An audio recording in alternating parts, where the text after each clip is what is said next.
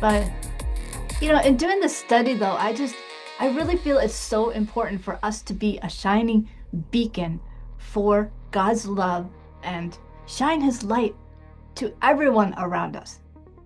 Just like a lighthouse can guide ships safely to shore, we can help guide people to Jesus.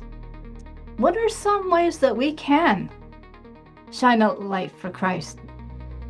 So, the parable of the lamp is in Matthew 5:15, Mark 4:21, Luke 8:16, and Luke 11:33.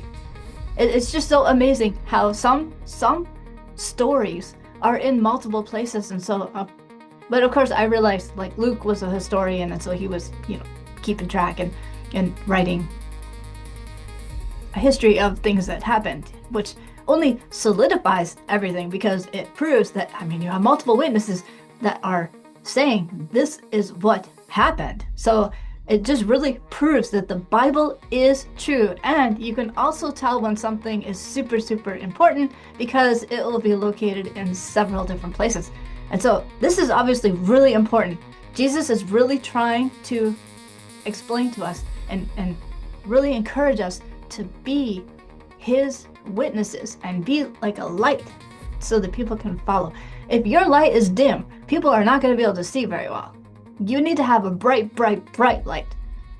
And so it's just really important, to shine your light. The scriptures say, no one lights a lamp and then puts it under a basket or under a bed. Let's be realistic. If you have a lamp and you put something on and that's touching the light bulb, it can catch on fire. So it's very dangerous to do that. And so a lamp is placed on a stand where so light will shine. Everything that is hidden will be brought to the open, and every secret will be brought to light. This is how our Christian life should be. We should be shining our light to everyone. Shine the light to everyone, not worship in secret. We can only enter through the narrow gate, and it's because there's not many people that will choose that path. I was watching the news and they had a singer that they interviewed, and I'm not saying this to criticize him whatsoever. I am so happy that he has been taught, some biblical ideas. But the thing is like he said that he thinks the gate is narrow because it's only enough room for you to fit through, which I guess is not. I guess when I say it out loud that way, it's not totally off, but that is a different perspective. I'm not saying he's wrong. It's just a different perspective. The narrow gate is narrow because not a lot of people will choose it. But I'm not saying that I'm right and he's wrong. Not at all. But I had a different perspective until I said it out loud. Maybe he's not all that. Like I said, I'm so happy that he has been taught, about the Bible. It's really, really, really cool. But anyway, let's move on. So we're not supposed to worship in secret. We can't pretend to be a Christian with God because he knows the truth. So what can you do today to share the love and the rescuing mission of Christ? How can you witness to others? You don't have to be fire and brimstone and judgmental about it. Jesus didn't go around telling people this is what you're doing wrong. Or he just would ask them questions. He would be kind to everyone. He would befriend them. He would, just go alongside of them and just walk with them. There's so many things that you can learn when you just take the time to look and listen and look at the big picture. Get people's point of view. I always want to know another person's point of view. Like the singer that I mentioned.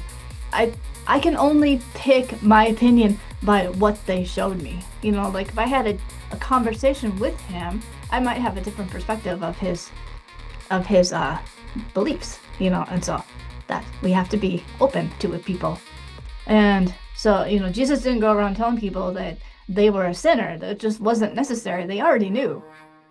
And he just asked people questions, he befriended them, and he didn't go around pointing out all the things that they were doing wrong. We need to be kind to people. But there are aspects about the Christian personality, or not personality, that's not the right word.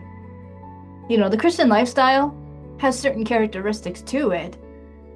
And, and so the more we study the Bible, the more we understand what those characteristics are. And, and so the more we're willing to do them. I mean, it's not good to have a set of rules that everybody, like, all of a sudden, oh, I'm a Christian. Okay, here's what you need to stop doing. Here's what you need to start doing. Like, it takes time. People have to learn. New Christians are not the ones that you want to send out to, to witness to people. They need more education first. Everybody needs to learn first. So it's not right, because then you're going into legalism.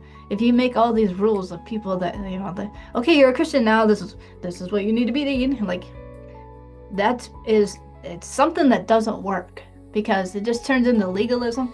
And then you have rules, and then you have to make more rules to cover the other rules, and new things will come up, and they have to make another rule, and then pretty soon you have like I want to say, so like, the Jewish, they have like 600 laws that they have to follow.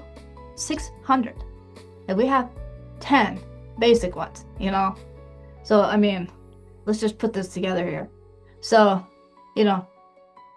he didn't just go around pointing out what people did wrong. You know what the Bible says about if you have a speck in your own eye, and you're pointing out the planks in other people's. Sorry, I'm kind of been biting a respiratory thing here. God didn't call us to judge others. He called us to love others. He called us to be a shining beacon of his love for others. So what can you do today? Thanks for listening. Please subscribe, and I will see you in my next podcast. Bye-bye. Thanks for joining. We're so glad you stopped by and paid a visit. Come back next week. Walk in the Lord this week and be blessed.